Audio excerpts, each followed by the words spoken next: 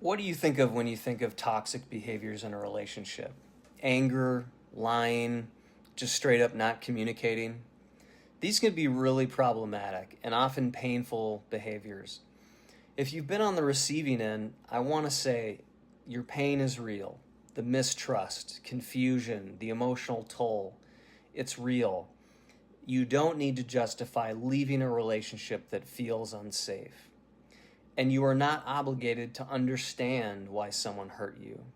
But if you're someone who wants to, whether you're trying to heal, get closure, or break a pattern, then understanding the behavior as part of a larger dynamic can help you make clearer, more empowered choices. Because what we often label toxic is sometimes a protective response, a symptom of something deeper playing out between two people. The first behavior is emotional withdrawal. When someone shuts down in a conflict, it's easy to call them emotionally unavailable. But sometimes they're not avoiding you, they're overwhelmed. This can be a nervous system response, especially for those with trauma histories. The second behavior is anger or reactivity. Anger can feel aggressive, but for some, it's a cry for connection.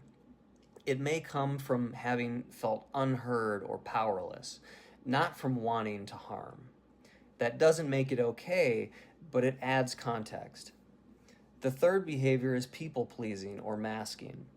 Always saying yes or hiding what you really think can seem dishonest, but it's often a survival strategy learned in environments where honesty led to punishment or rejection. It's fear, not manipulation. The fourth behavior is conflict avoidance or stonewalling. When someone goes silent, we think they're stonewalling, but they might be emotionally flooded, so overwhelmed that they literally shut down. It's not coldness, it's collapse. The fifth behavior is boundary struggles. If someone agrees to things and then backs out, it can feel disrespectful. But for people who are never allowed to say no, setting boundaries can be a skill they never learned. And the sixth and final behavior is delayed growth. You might feel like you've done the emotional work and they haven't.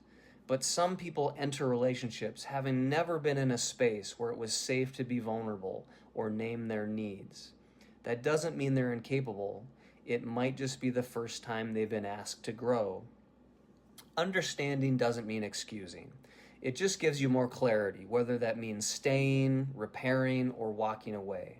If one of these hit home on either side, drop it in the comments. Let's talk about it.